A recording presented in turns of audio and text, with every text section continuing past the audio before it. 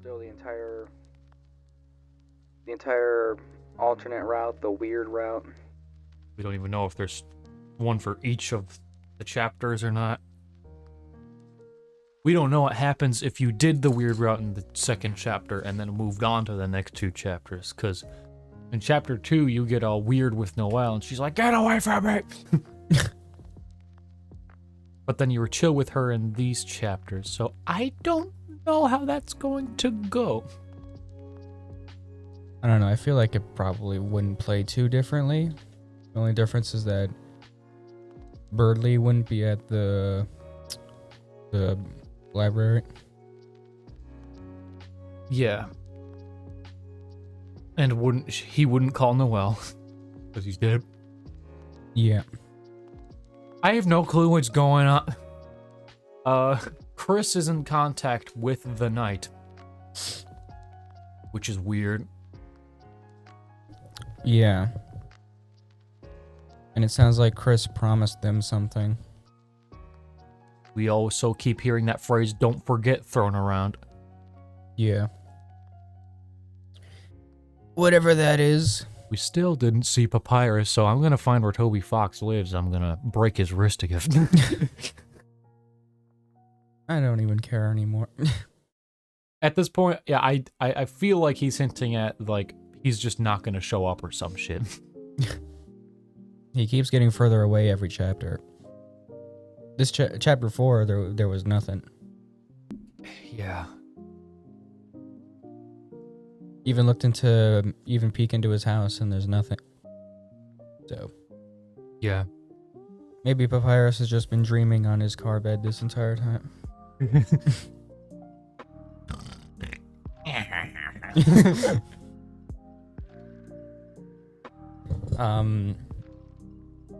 Susie saw the rest of the prophecy. And she really did not like what she saw. It was something so awful that Ralze was trying to protect Susie and Chris from seeing it. So much so that his sprite changes to something he's just like sheer horror. It's like, "Susie, nah!" My guess is that it has something to do with Chris. Like, maybe the prophecy says that, like, They have to die or something. Yeah, like Susie's supposed to kill Chris or something in the end because Chris is clearly hiding something too. And Susie specifically comes to Chris's house at the end saying that whatever happened in the prophecy won't happen. Yeah. So I'm assuming it has to do with Chris. And Ralze near the end started emphasizing a lot more how nice Susie is, so I don't know, it sounds kind of like the end of the prophecy would suggest something else. Yeah. I'm scared.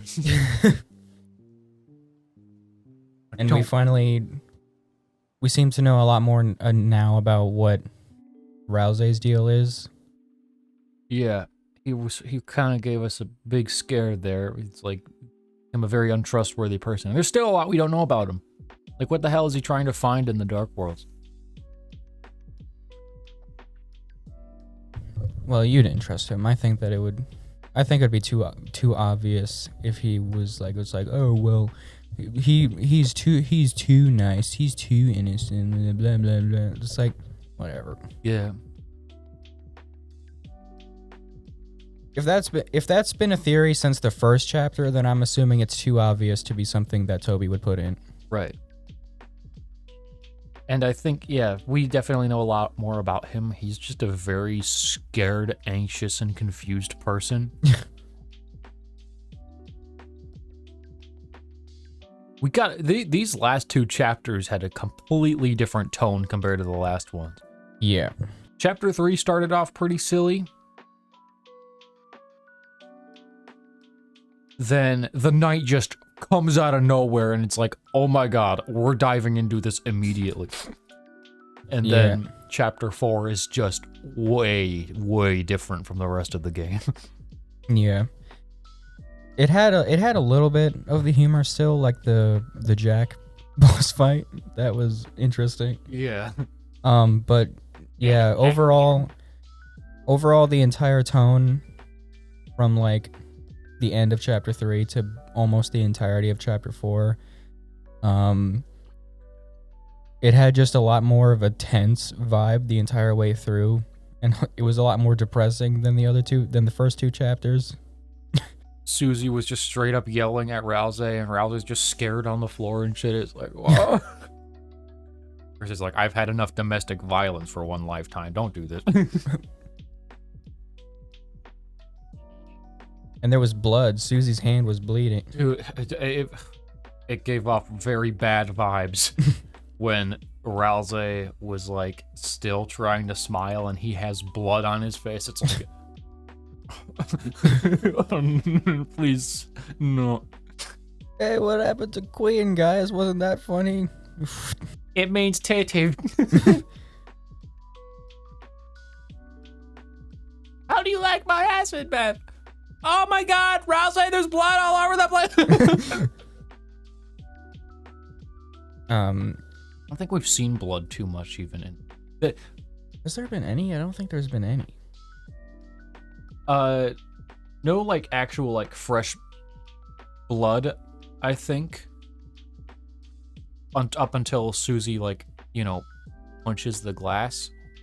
She does say earlier that Chris is bleeding from glass when they like fell through and like broke this big glass platform, but you don't actually see any blood. The only other case is in Chris's room where Susie just explicitly says that it's a blood stain on the carpet that's in that's by the wagon. It's like, holy shit. Here, let's clean this up. I feel like of all of the main characters in these last two chapters, I'd say that Rousey probably had the most that was different about him, because he just had like this much more. I mean, it was obviously alluded to in the first two chapters, but in these last two especially, he just had this a lot more sad, tragic vibe to him. Very depressed, and then He clearly doesn't think of himself very highly, like, at all. yeah. It's also just he gets new like character sprites in his text box. There were a lot more character sprites in the last two chapters. Yeah, as for with all of them, but it's very noticeable with Rousey, who like had a small handful of them, and then he gets like a bunch of like sad, depressed, and quite a few like scared ones, like ones where he's like just out of his goddamn mind, terrified. It's like, Susie, no. The one where he was like doing his normal smile, but his face was covered in blood. That was probably the most haunting sprite in this game. Heebie-jeebies, yeah. It's like that's where you kind of realize how destructive that kind of mindset is for Rousey. It's like, I desperately just had to say, it's okay to not smile. It's like, please do not smile with blood all over you. Please just be yourself. So yeah, I hope you people who doubted him are happy now.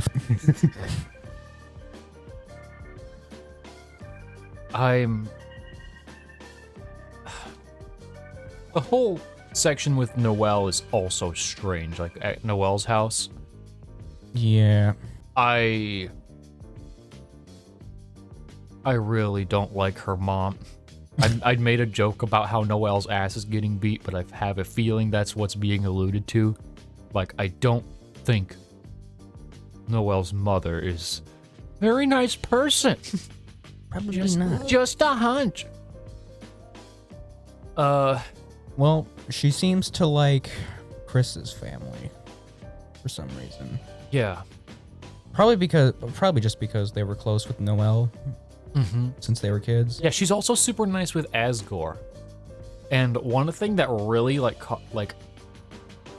made my skin crawl a little bit was when we were outside after leaving, and Asgore was like,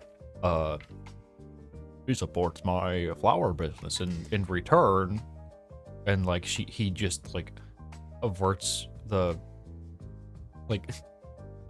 subject, and I was like, I don't like those implications, Asgore. I mean, he cleans the house, I guess, but it's like, I just, ugh, I feel gross. I feel like there's a lot that we missed during the section where we were moving around with our soul. I feel like there could have been more that we do in like the kitchen or something. Maybe. Like, I think we could have listened in on the conversation a little better with the knight. Because the knight was talking to Chris while they were in the knight was talking to Chris while they were in the kitchen, as Chris was just repetitively making an entire glass of chocolate milk, chugging it, and then repeating it. I'm pretty sure Kara had this thing where it's like they really like chocolates. And there's plenty of circumstances in Deltarune where it's like Chris is constantly hoarding or stealing chocolate, and then now they're drinking tons of chocolate milk in Noelle's house. I don't remember anything about that. The only thing I've seen so far that supports the Kara theory is the fact that Kara is the only other character in this entire universe that has been portrayed by red text. Yes. And Chris is the third human ever we've ever actually seen in game, between Undertale and Deltarune, and it's pretty clear that they look a lot like Kara.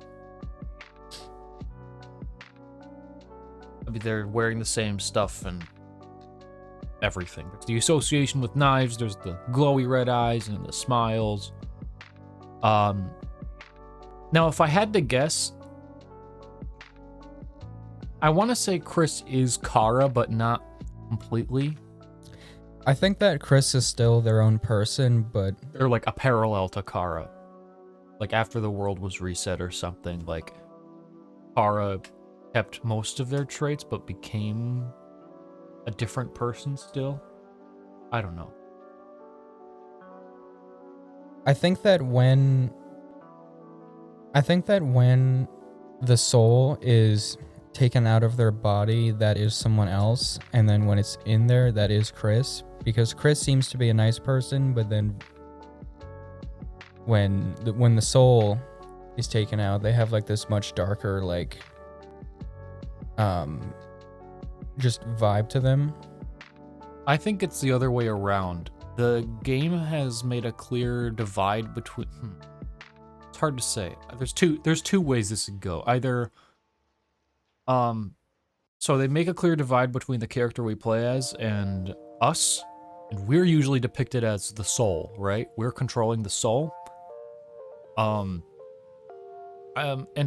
they mentioned a few times earlier, I think in chapter 1, maybe in chapter 2, a few people mentioned how Chris has been acting different lately.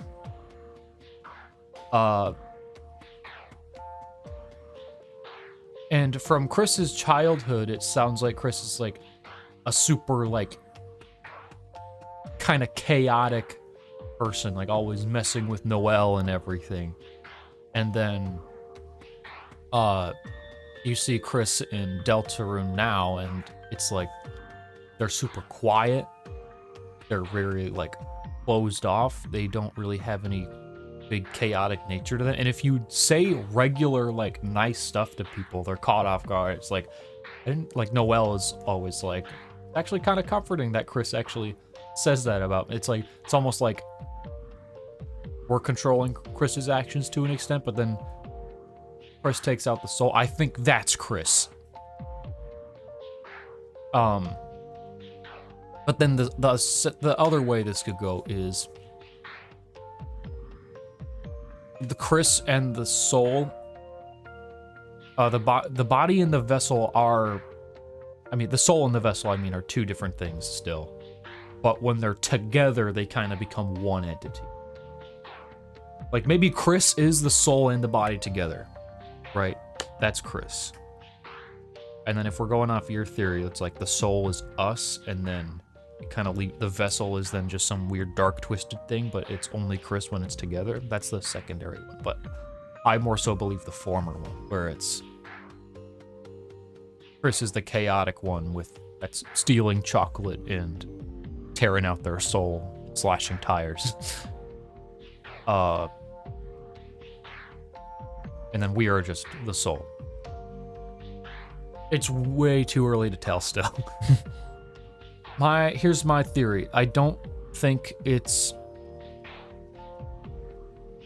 So, the knight, you'll notice, the knight has antlers. And shortly before Noelle's mother came home, the knight said that he'll be there soon. Or they'll be there soon. And, when the knight shows up, sorry, lost my train of thought. Yeah, Carol shows up shortly after the knight says they're coming. And it's very clear there's something weird going on with the mayor, though we're not sure why.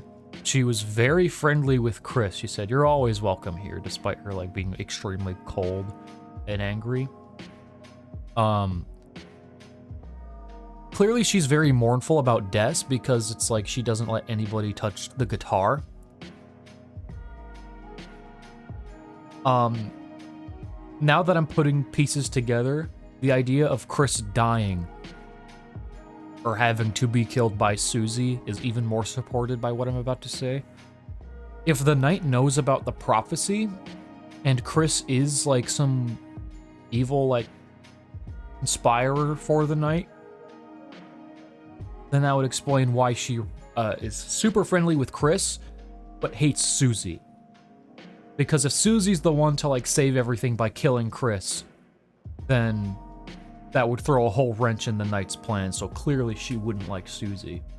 And like I said, the knight has antlers, so it's likely that it's that kind of funnels in, like it kind of boils down all of the numbers begin to dwindle once you consider all the characters with antlers. So as for why she's doing it, I have no goddamn clue. I have a feeling it was like, I don't know what her ulterior motive is, but I have a feeling she is mournful of Des. But she's also the one that had to make her disappear. Like she took her into the bunker or something, I don't know. Being the mayor would also give her a lot of power to just kind of go wherever she wants. So there's that as well. Chris, yeah, I don't know what the plan is, but Chris is clearly conspiring by creating a dark fountain, because the dark fountains are what we're trying to seal right now. And the knight most definitely told Chris to make the fountain in their house. So there is that red text. There's like the association with red with the knight. I don't know why Carol would have like so much power in the dark world. That seems pretty crazy. I don't know why she's trying to end the freaking world, but there's probably a little more to just the world ending to that. Maybe there's like something she's trying to get that can only happen if she like brings about the end of everything. I have no freaking clue. It's still too early to tell. We have like half the game still after this. It said at the end of chapter 4 that this is the halfway mark, which means that one of the next 3 chapters is going to be really long. Right. And it's probably going to be the last one. Probably going to be chapter 7.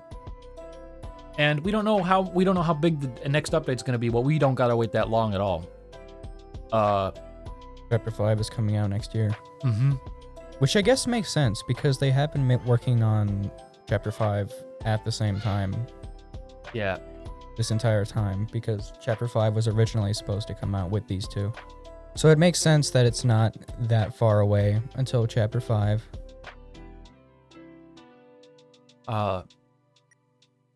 They also said that in terms of developing, it's like over the course of developing these, they've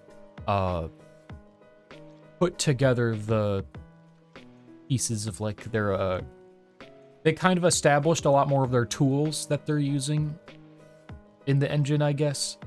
Like they've kind of paved the way a little better, so they're not just designing parts of the game, they're designing parts of the game that lets them make the game faster. So And also Toby has just been hiring more people. yeah. So it's hard to say if Chapter 5 will come out with other chapters together. Because Chapter 5 seems to be kind of in a weird limbo. It's like they weren't sure if they were going to release Chapter 5 with alongside Chapter 4 and 3. I kind of doubt. Well, at the very least, I think we'll get Chapters 5 and 6 together. I feel like it. I'm not sure. I don't know. 7 I think would be a big one, so that might be like a standalone one. That would make sense. Would they be able to finish the next 2 chapters in a year? Hard to say still. We don't really get, I mean, we get newsletters, but in terms of, well, the only thing we have to go off is Toby showing up and being like, development's going well. Like, I don't know. I almost feel like Chapter 5 might be standalone, especially if it's going to be coming out so soon. Yeah. And also, like, Chapter 5 wasn't intended to come out after 3 and 4. So I feel like if they have been working on Chapter 6, they probably haven't done much. Because I check up on, like, Toby Fox's, like, updates very frequently, and I haven't seen him talk about, like, them starting on Chapter 6. Yeah, he's only really talked about working on Chapter 5 so far. So, but I also don't know if Chapter 7 would be coming out, like, together with Chapter 6. I almost feel like Chapter 7 would make more sense as a standalone release. Like, yeah. It would let Chapter 6 be, like, a crazy cliffhanger, which it probably will be, and then, like, make us suffer by waiting again for the final chapter. Yeah, put 5 and 6 together and then 7 comes along. Unless they do really just unless they really just go sicko mode and release the last 3, which I want to happen. I just don't see it happening. Trying to think if there's anything else that we haven't really touched up on. We kind of did rapid fire things, so there's probably a few things we forgot. We still haven't gone to that S-class door in Chapter 3. Yeah. Gotta find out what that's about. S-rank, I say S-class, whatever. The Titan was crazy. Yeah, I was not expecting to fight. It's like the prophecy in Chapter 2, like the roaring, was talking about like, oh, the Titans will show up and they will just end the world. Like, that sounds like endgame stuff. Like, you'd fight the... you'd have to fight the Titans at the end of the world. Like, and then we just fight him in the middle of the story. I probably didn't react much to the whole Titan sequence because I was, like... First of all, I was focusing on not dying, and also I was too tired to form thoughts. So, yeah, the Titan was... the Titan was insane. I did not think we were going to be fighting a Titan this early in the game. Well, I guess it's not really that early in the game. This is technically halfway through, but... I did expect it to be a more late game thing. You'd fight. Yeah, I expected that like to be like I expected like the Roaring Knight boss fight and the whole Roaring Knight encounters and like a Titan fight to be like end game stuff. Mm-hmm. And then it's just like, You're my best friends. Yay, we got another recruit. It's me, the devil. Makes you wonder, like, if this is considered like halfway point stuff, like what is gonna happen near the end? Asriel still has to show up. He's gonna be. I feel like he's gonna be a final chapter thing because Toriel said in the first chapter that Asriel was going to be visiting in a week. Yeah. And each chapter takes place a day after the last, and there's 7 chapters, which is how many days are in a week. So like it just makes sense. Yeah, let's see. So we have, how many days have gone by then? There's chapter 1. You go to sleep and in the morning comes. That's 1 day that has passed. How am I forgetting how chapter 2? Oh yeah, okay. Yep. Chapter 2 ended by us waking up in the computer lab and then falling asleep on the couch in front of the TV. Fell asleep on the couch. And then it was... By the end of chapter 3, it was still nighttime. We run outside in the middle of the night to chase the night. And then it's morning. So 2 days have passed, I think. Chapter 2 is the beginning of the second day. Chapter 4 is the beginning of the third day. And then it's nighttime by the end of chapter 4, so I think by the beginning of chapter 5, going to be the start of the third day. No, did I already say third? I'm dumb. Chapter 1's 1 day. Chapter 2, kind of the whole day. But the day hasn't passed by then. So then chapter 3... Well, chapter 2... I think we are at 3 days. 3 days have passed since... Chapter 2 starts with us waking up after the... It starts with us waking up in the morning after chapter 1, and then we go to the dark world. Then we... Oh wait, yeah, we do wake up. That was... No, I think that was the beginning of... We fall asleep in the computer lab, and then wake up, like, close to night. And then we go back to sleep on the couch and wake up in the dark world in chapter 3. Yeah. But in chapter 3, when the knight exits the dark world and we start chasing him, it's still nighttime. That could have just been the next night, like it's been a day. But Toriel was sleeping the entire time, so it could have just taken place that same night. I don't know. I think it all happened within the same night. And then chapter 4 starts the morning after that. And then it starts, and then it ends with us going back to sleep that night. So pretty sure chapter 5 would be the 4th day then. Okay.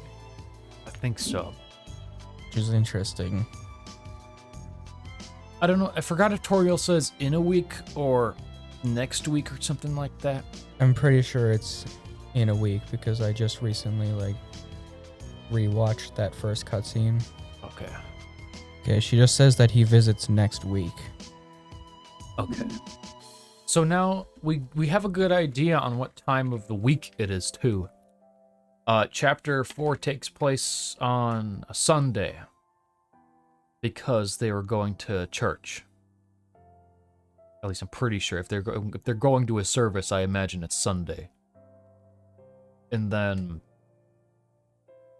does that make sense though? It could be I think it could be a Saturday. I really gotta try remembering now. Chapter 1 was a school day. Chapter 2 was a school day. And then... Noelle said it was a weekend. Yeah, they said in it was... chapter 4, when we were at her house. Mm-hmm. So chapter 3 took place during the night of chapter 2. Those take place kind of the same day. Like, chapter 3 is at nighttime. Chapter 2 is kind of in the daytime. And then that morning is the weekend. So I think chapter 4 is actually a Saturday. mean, people obviously still go to church even when it's not a Sunday. I just assumed, like, the idea of everybody going to church was probably, like, an indication that maybe it is a Sunday, but... I mean, people can still go to church on a Saturday, obviously, so... So, the next day is also going to be a weekend. It's still going to be Sunday. Hmm.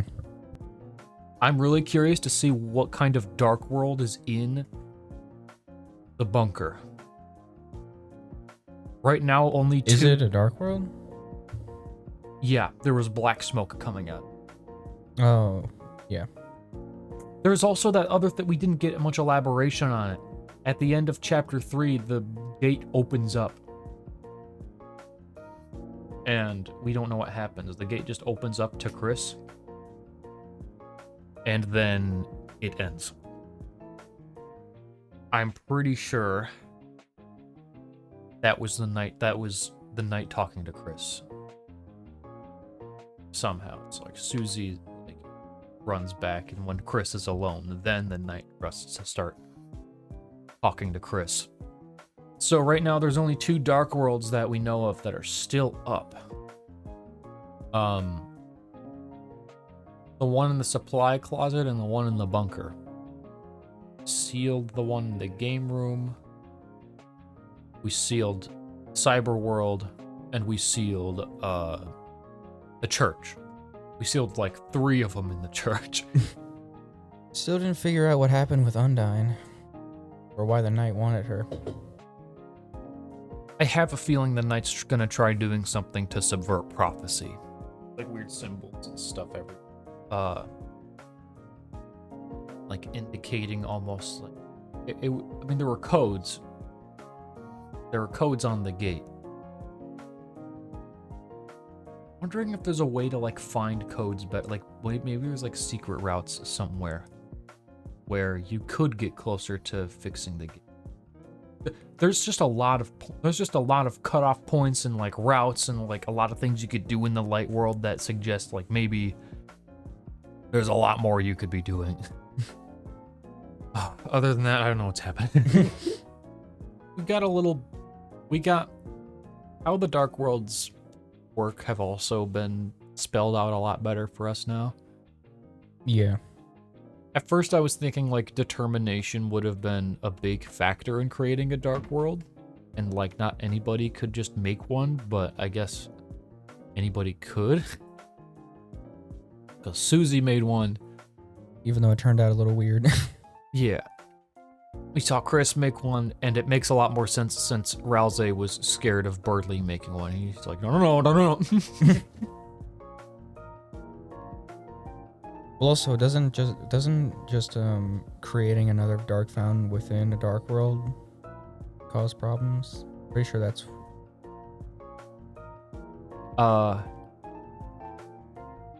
Maybe?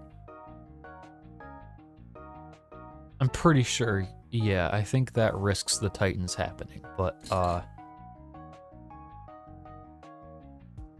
generally, I think Queen's idea was that if she just made another dark fountain inside of a dark world, then it would expand her territory, because she didn't want to be confined to the library. Like, if I make another one on the outskirts here, then I'll just make the dark world bigger and consume more of the darkness. Except, yeah, the night went really overkill with us, making 5 dark fountains on the same area already inside of a dark world. That's 6 coexisting fountains. Yeah. Don't make another fountain! Every time I saw Rousey make that face, I was like, oh, I don't like seeing Rousey like this. You're supposed to be the wholesome one.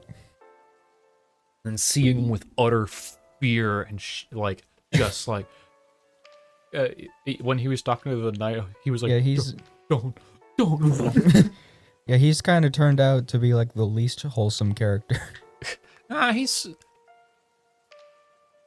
He still is the most wholesome.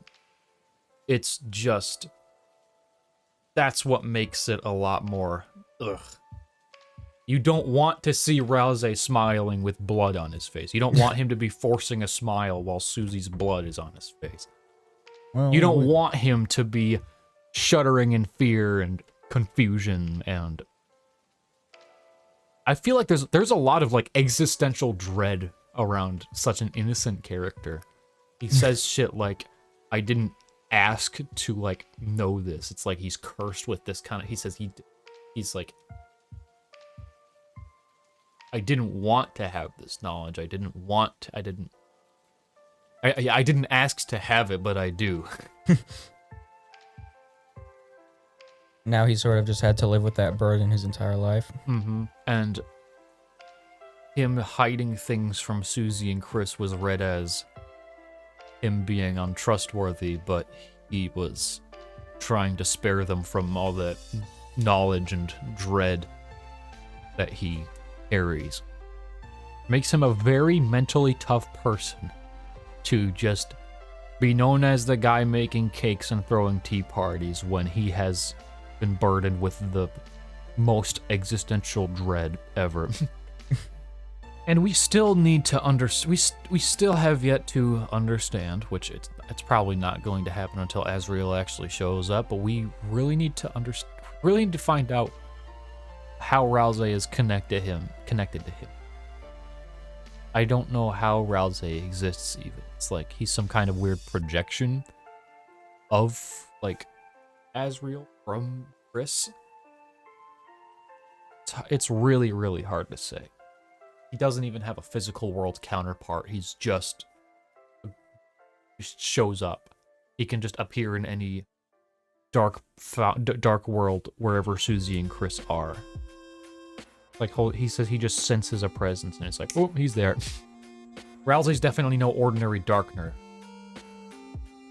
We know that. It could just be because he's more powerful and he's called a prince. He's a prince of the dark. So maybe he does have more control over how dark worlds are and how they work. Well, he's also like, isn't the castle town like where he was born basically? Like, yeah. And the castle town is a grand fountain. Yes, I was talking where about basically that all other guys belong there. So if he's from a place where all other characters quote unquote belong, then it would just make sense if he belongs everywhere else.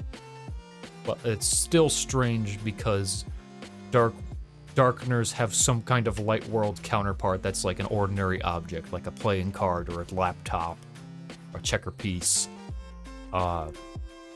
Even literature, I imagine. Or even if you're just fucking dead, if your corpse is made in the presence of a dark fountain, I guess you'll just show up in one. Because Gerson is just a gavel and a bunch of dust lying in a drawer, and he is alive in the dark world. But Rousey, he doesn't have a counterpart. At least none that we know of. We don't know what it is. Unless... I mean, I don't think we've been in a situation to, like, see it. Rousey always kind of appears in the presence of Chris, I believe. He always is just kind of there, and he stays in the dark world. What if Chris has something of Azrael's? Because how the Darkners manifest depends on the person who makes them. Like, Rousey was talking about how Gerson isn't actually there. Because it's, like, different from if a loved one were to, like, make a dark fountain or, like, be in the presence of it or something. It's like, the dark world is kind of like dreams manifested. That's what the dark world is. And it's almost as if it took Alvin's, like, kind of idea of his father and who he is, and Gerson showing up in the dark world is like a manifestation of that. It's like, without the memory of Gerson wouldn't exist in the dark world. You can't just have a gavel in the dust and Gerson would show up. Like, you need someone to, like, know who Gerson is, I guess, for that to manifest. My theory is that maybe Chris has something of Azrael's on him. Like a possession of Azrael. That we don't actually see. It's just always on Chris's person, hiding somewhere. I mean, Chris can have items on him that don't show up as in his inventory, judging by his knife. he's always carrying his knife around. Susie is like, wow, you carry that everywhere? And Toriel's aware of this. It's like, this is your knife, right? And Chris is always carrying the knife around, but it never shows up in their inventory. So it's likely he could have other items that don't show up in his inventory, like, for example, maybe like keepsake something to remember Azrael by. And that's the item that manifests into Ralsei when he goes into the Dark World. We just don't know what it is. Maybe like a pair of horns or something. Like the pair of horns that Chris wears. It would make sense why Ralsei's horns are discolored. They're like a pinkish, like red color almost. And I think it did say that Chris, like, there was a story from Toriel that said, remember when you'd ask when your horns would grow in? So we got you like a pair of them. Like, what if Chris just has those on him all? I think that could make some sense, but we don't know. Oh, it's 22 minutes past. We've just been yapping after fighting mics. I'm trying to cover everything else. Sand still has presence in it, and it's just as we remember him. And Chris is really against the idea of his mom, like, dating him. We got one scene of Undyne throwing the spears. It's like, ah! She just gets kidnapped. Toriel did not join the party in Chapter 3. That's a Everybody shame. thought that was going to be the case. We only got the smallest glimpse of her Dark World design. I like what we got, but it's still a shame we couldn't blast fire with Toriel. And she was all like, what the hell's going on? Why does this random kid look like my son? Want some cake? We also still need to figure out what Asgore did. To, like... Yeah. Because there's clearly a lot of tension with that. And it got even more mysterious with this. It got even more confusing after these last few chapters. So the theory was, originally, that... So, it says Asgore was originally the chief of police. But some particular incident caused him to be removed from the force. Not, like, resigned or anything, he was removed. So some higher authority, like, removed him. He didn't leave on his own accord or something like that. We also had information of how Des is either dead or disappeared. The theory for a while was that since Noelle's mother and Des's mother was the mayor, she blamed Asgore for being incompetent and not being able to, like, find Des or something or save her. And so maybe she, like, blamed Asgore for that and removed him from the force because she saw him as incompetent. But it gets even more confusing now because he's on good terms with Carol. He's on good terms with the mayor, it seems. Toriel does not seem to. Because I noticed that...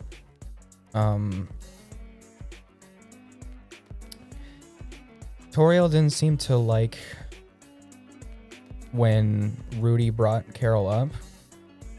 Yeah, she didn't like her. She really did not like her. Even Rudy kind of, like, shows it a lot. It's like, she's way too hard on Noelle, he'll say. Oftentimes, Noelle just seems to be locked out of her house sometimes.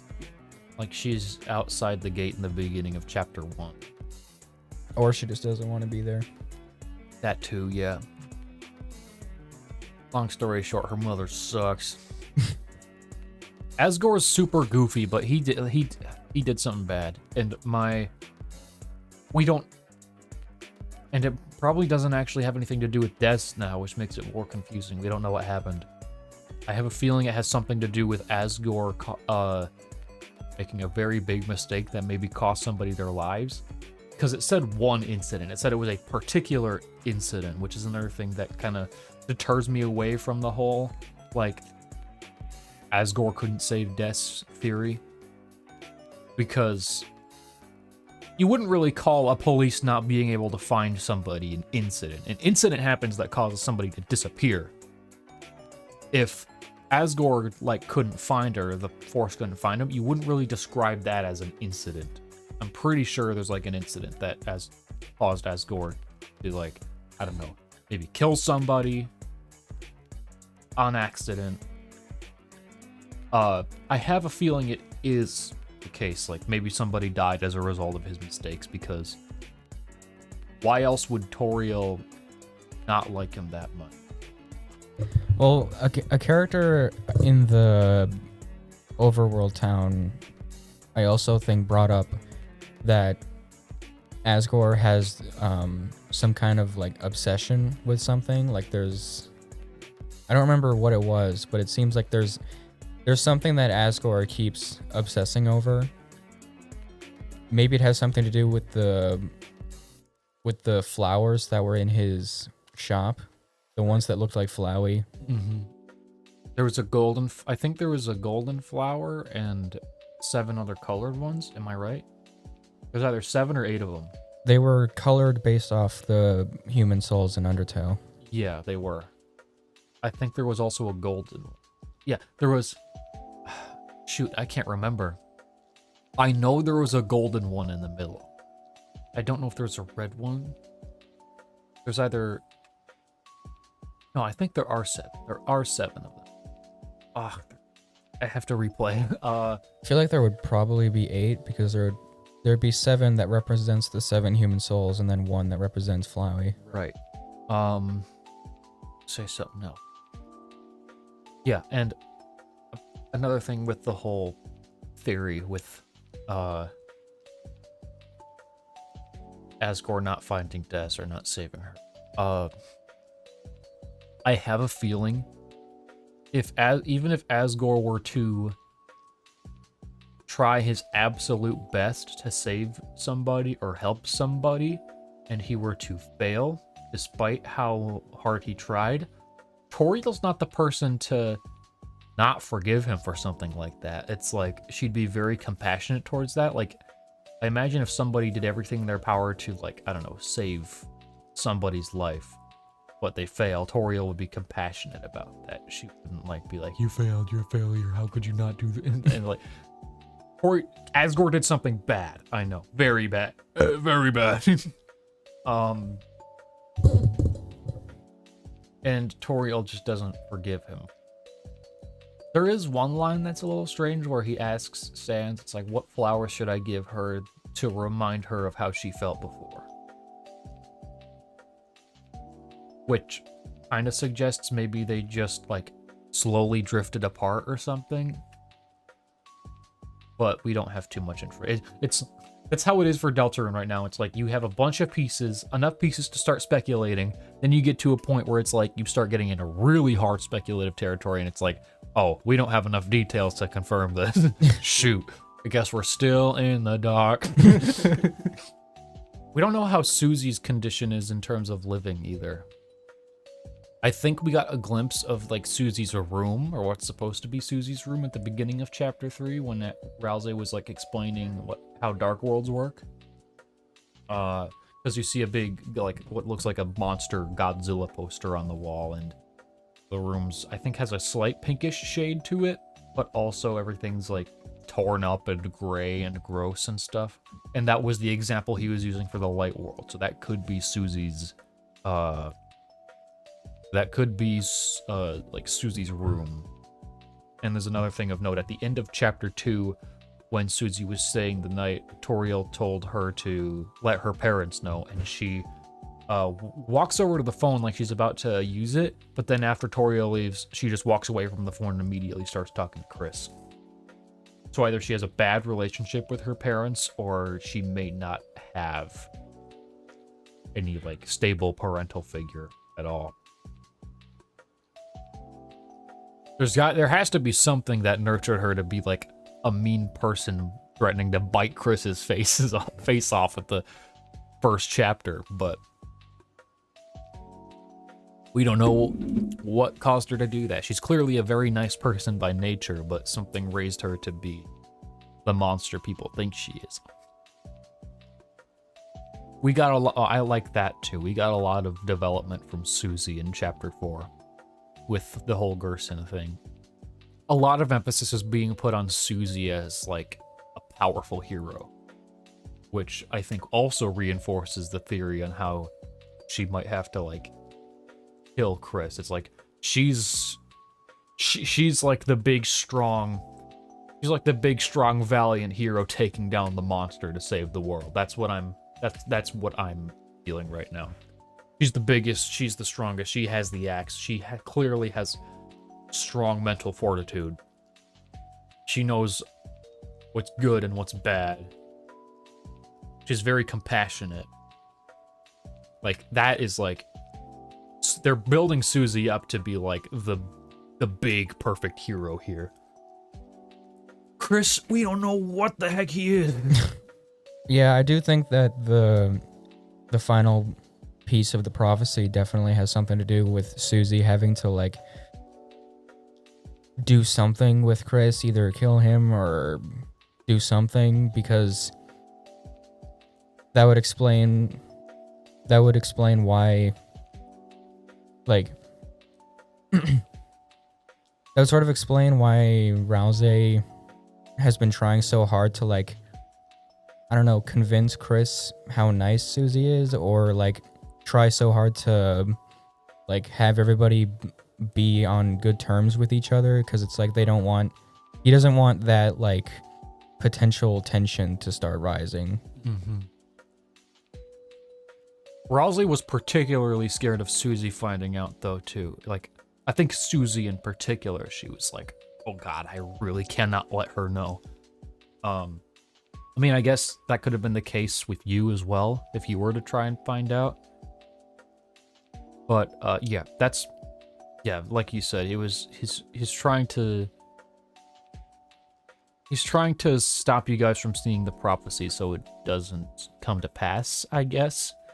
Because then that will kind of plant the seed of doubt, like, Chris would be like, oh god, Susie's gonna kill me, and Susie's gonna be like, oh god, I gotta kill Chris. It's like, what's gonna happen between the two of us? One thing of note as well, the Deltarune symbolizes that prophecy. There's still something very weird about it that hasn't been brought up since the original story was told in the first chapter. I'm starting to put some pieces together. Oh, it's happening. I can't stop it. The Angel's Heaven is something that they said they have to banish. Obviously, it's a little strange because you'd think of something called the Angel's Heaven. Those are like two positive things. You like angels, you like heaven. Time to banish it. We're not sure what the Angel's Heaven even is, though. But then I began to think about Noelle. Oftentimes she's referred to as an angel, which is really. I have a feeling Noelle will play a bigger role in this whole prophecy thing, maybe. And I have a feeling it's going to be brought up by her mother. Like Carol's going to do something. It could explain why Carol's like super hard on Noelle, maybe. Carol gives off like Thanos throwing Remora into the pit for the stone vibe. She has some like end goal motive, and if it means sacrificing her children, I have a feeling that might be something she's doing. I don't trust her. I feel like she's the knight and she did something to Des. Maybe this Angel's Heaven thing will manifest when Noelle figures that out. Like, her mother was despite her mother being, like, mournful of Des, she was the one who got rid of her. So then, freak out. the thing I'm curious about, though, is that Noelle clearly has a much larger role to play in this story than it seemed at first glance, but it's interesting that she seems to have no, like, she doesn't seem to have any part or mention in the prophecy. Like, it doesn't bring her up at all. The closest thing we can get to that is the Angel's Heaven. It's like the only character that is referred to as an angel. She's just a little strange. She has angel wings in her closet. I think they say she was an angel like during like a Christmas play or something. And she even has like these like big white robes in the dark world. Like she's definitely themed around an angel. I have a feeling Snowgrave Route has some implications too. I have a feeling whatever we did to Noelle in the Snowgrave Route, they made it very clear that it was the player doing that. No character was doing that. Chris didn't do that to them. We did that. With the whole proceed thing. And then you visit her in the hospital and she starts saying the voice wasn't Chris's. It's like it was somebody else's voice and she could still hear it. It's like the player was directly influencing the things she did and not us. I wonder if that has something to do with a prophecy. It's like the characters in the story might be like, I don't know, subject to this prophecy, but the player might be trying to like change that. I don't know. Why would we want to be making Noelle stronger? Why was there so much emphasis on making her stronger?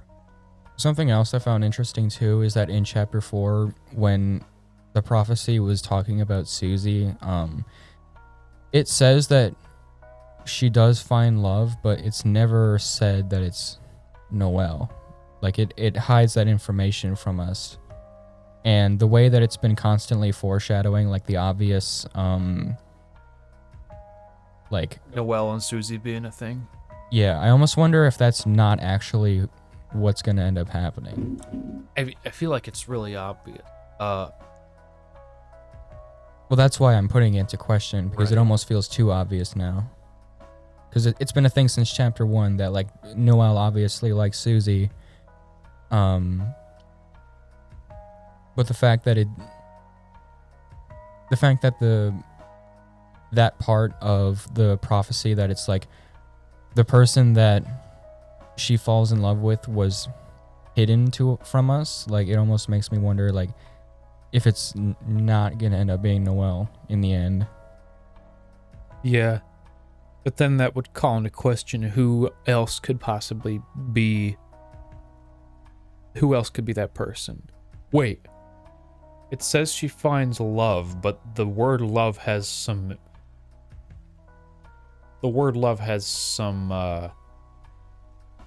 other implications surrounding it in Undertale, remember? Yeah. I don't think that might not be the case here. Susie gains levels of violence. She gets stronger by killing people like Noelle. I don't know. Maybe she has to do that in order to stop Chris. Maybe it's involved in the prophecy that we don't see. Susie probably couldn't see herself becoming a violent person again and killing somebody she cares about. There's just so much. There's so much it's so much I have to think about, so much I have to go over again on my own saves. It's just... We still don't know entirely how this relates to Undertale, if at all. Pretty sure only some concepts are relevant between Undertale and Deltarune, like souls and monsters and humans and all that. I'm wondering if there will ever be a point where we fight in the light world. If so, then I think it would be like Undertale mechanics, because the dark world is like a different weird, like imaginary, like dream world. Meanwhile, when we're in the light world and we access our inventory and our GUI, it's exactly the same as Undertale's. We also did start getting money in chapter 4 in the light world.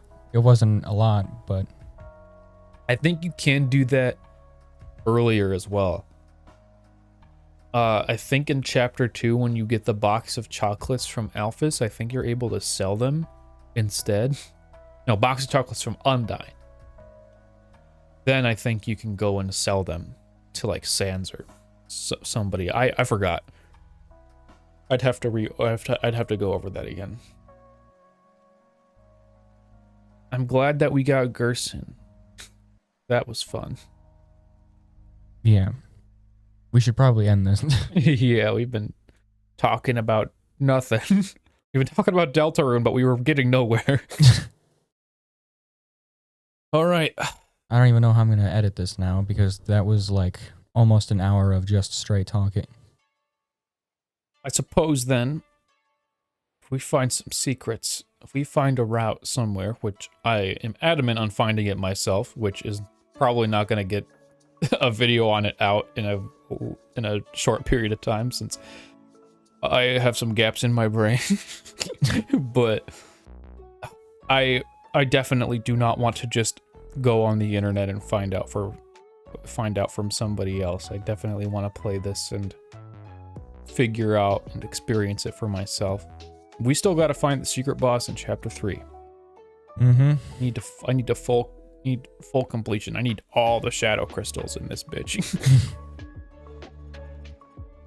So I suppose we'll see you in the next one. That was Deltarune. We will see you again Tomorrow. next year. We will see you again tomorrow. Yeah, this was really good. Now it's hard for me to decide now like what my favorite chapter is. I think chapter 4 is my favorite. Yeah, probably. If from best to I wouldn't even say worst. I think it's just best going down. Because it's hard to it is hard for me to pick between chapter 2 and 4 because they're so different in terms of their tone. Like in terms of like the humor and just how entertaining it is, chapter 2 is, I still think, easily the funniest chapter in the game. Yeah. But just in terms of the importance to the story and like what gets revealed and what happens, I think chapter 4 is easily the top right now. 4 is my favorite, followed by 2, followed by this next one's a hard one actually. I might put 3 and 1 together, like on the same one. I like them both pretty well. I think in terms of establishing and everything and just the overall like whimsical tone to the first chapter, I really liked it. Chapter 3 felt very confined, I guess. It's hard to explain. I really liked it, but the part where you're going around the video game felt a little bit slow. It really ramped up with the night, that's for sure. I really liked that. I just feel like generally the pacing was a little bit off in chapter 3. But I think it's just because you were in the same area for a long period of time, which I also wish we just moved around a little more in that period of time. I still really liked it. Just kind of pointing out things. I love Tenna. I love how he's animated. He's almost like a 3... It's almost like a low-resolution screenshot of a 3D model, just made to move around on a 2D plane. Yeah. I think the reason why I'm, like, confident that chapter 3 is better is because I think I just never got super invested in chapter 1. Like, even when it came out, I watched a playthrough of it, like, once. It was like, I watched Jacksepticeye's playthrough. I played through it once myself, and then I never thought about the game again until chapter 2 came out. I didn't start to get, like, really super duper invested in this game until chapter 2 came out. I was pretty invested in chapter 1 because I was really into the whole speculation things and how it relates to Undertale. I really liked the combat. It's pretty much the same as Undertale, but I think with Toby getting more and more experience with designing that kind of thing, the battles were just really fun.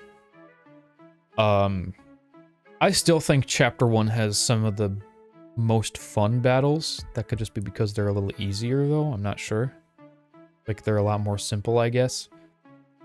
I wasn't fighting a whole lot of the characters in this one, since Jacob was playing for the most part, but, Yeah, we're getting off track again. We need to end this right now. Bye-bye.